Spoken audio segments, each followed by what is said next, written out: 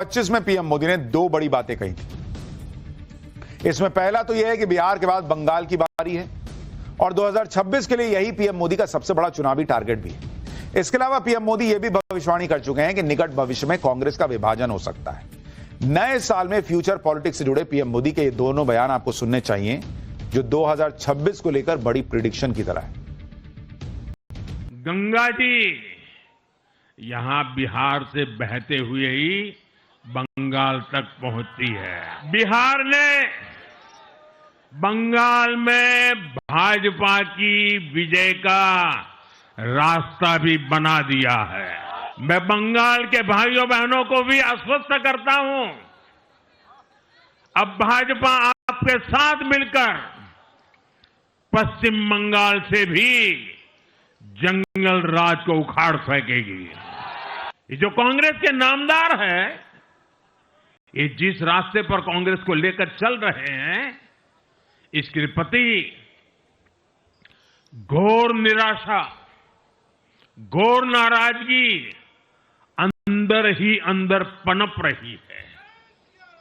और मुझे तो आशंका है, हो सकता है कि आगे कांग्रेस का एक और बड़ा विभाजन हो। देखिए, नरेंद्र मोदी जो भविष्यवाणी कर रहे हैं उसमें होने को तो कुछ भी हो सकता है, क्योंकि बीजेपी एक के बाद एक सरप्राइज दे ही रही है। आप देखिए कि जिस केरल में कोई बीजेपी का नाम नहीं लेता था, वहां पर नरेंद्र मोदी ने 2025 खत्म होते होते वामपंथियों और कांग्रेस का किला हिला दिया। केरल में पहली बार बीजेपी का मेयर और डिप्टी मेयर बना।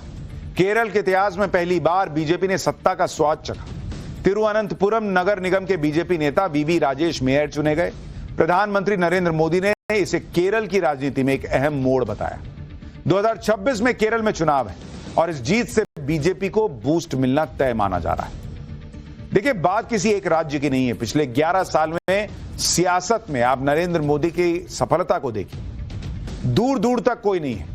कांग्रेस जहां खत्म होती जा रही है, वहीं नरेंद्र मोदी बीजेपी को नई ऊंचाई तक ले जा रहे हैं। अगर आप देखेंगे कि मोदी ने क्या किया है बीते 11 साल में और राहुल गांधी ने कांग्रेस को क्या दिया है, आपको खुद दिखेगा। 2014 उस समय बीजेपी के, अगर आप देखेंगे कुल विधायक कितने थे देश में, कुल विधायकों की संख्या बीजेपी की जो थी 2014 में जब नरेंद्र मोदी आए थे, 1035 विधायक होते थे। और कांग्रेस के कितने होते थे भाई, अगर आप देखेंगे, ये आप देख रहे हैं बीजेपी का, और ये देखिए कांग्रेस का, कि कांग्रेस के कितने विधायक थे। कांग्रेस के 949 हुआ करते थे।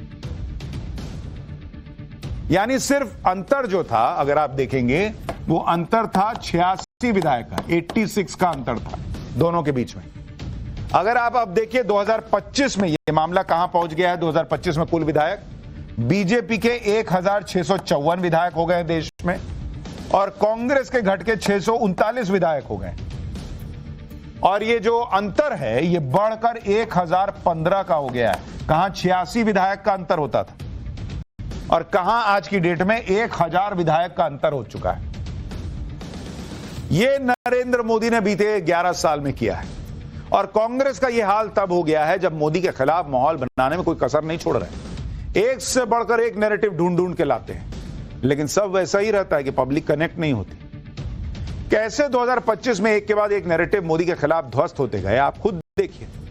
जैसे पीएम मोदी के खिलाफ राहुल गांधी का वोट चोरी का नैरेटिव गिर गया, पीएम मोदी के खिलाफ राहुल गांधी का जेनजी वाला दाव फेल हो गया, पीएम मोदी के खिलाफ राहुल गांधी और कांग्रेस का नरेंद्र सरेंडर वाला नैरेटिव नहीं चला, पीएम मोदी के खिलाफ राहुल गांधी का अंबानी अडानी वाला नैरेटिव चल ही नहीं रहा है। बिहार की जाति वाली पॉलिटिक्स का नैरेटिव भी पीएम मोदी ने तोड़ दिया।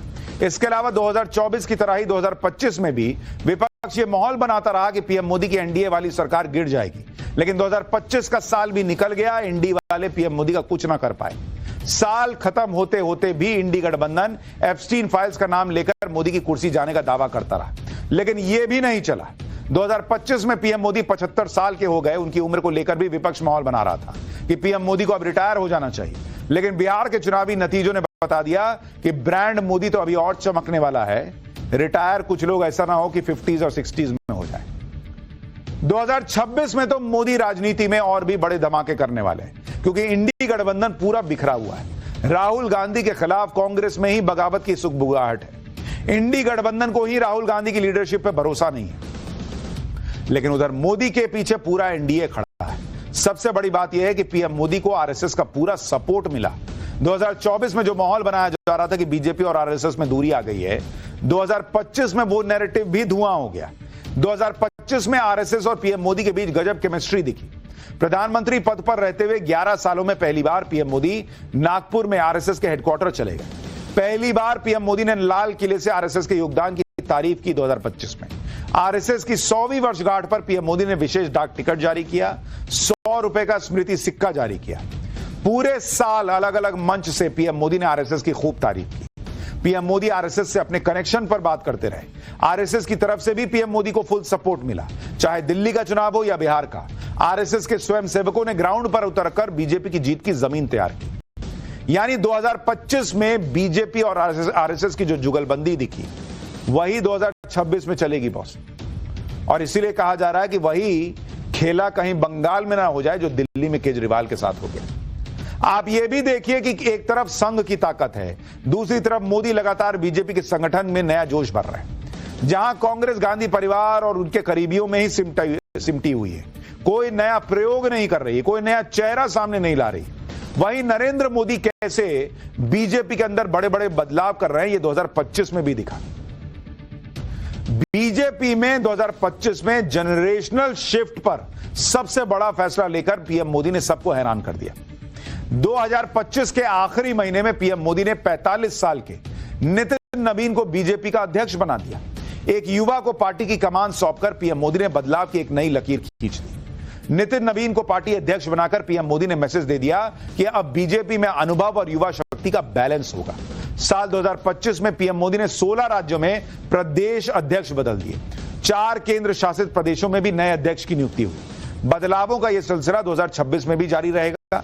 अलग अलग मीडिया रिपोर्ट्स में दावा है कि 2026 में पीएम मोदी अपने मंत्रियों की टीम में बड़ा फेरबदल कर सकते हैं, और अगर ऐसा हुआ तो कुछ नए और युवा चेहरों की एंट्री पक्की मानी जा रही है। साल 2026 में पीएम मोदी की 5 साल वाली सरकार भी आधा कार्यकाल पूरा कर चुकी होगी। अपने दूसरे टर्म में पीएम मोदी ने सत्ता संभालने के 2 साल बाद यानी 2021 में कैबिनेट में फेरबदल किया था। इसलिए भी माना जा रहा है कि अब तीसरे टर्म में पीएम मोदी फिर से 2 साल पूरा होने के बाद मंत्रियों की टीम में बदलाव कर सकते हैं। एक तरफ राजनीति में धमाके हैं, दूसरी तरफ कूटनीति में मची धूम है। नरेंद्र मोदी ने ग्लोबल डिप्लोमेसी में 2025 में धूम मचा दी और 2026 में भी तहलका मचाने की पूरी तैयारी है। 2026 में भारत ब्रिक्स देशों की अध्यक्षता संभालने जा रहा है और ब्रिक्स देशों का सम्मेलन G20 के आयोजन से भी भव्य होगा। देश के कोने कोने में ब्रिक्स से जुड़े कार्यक्रम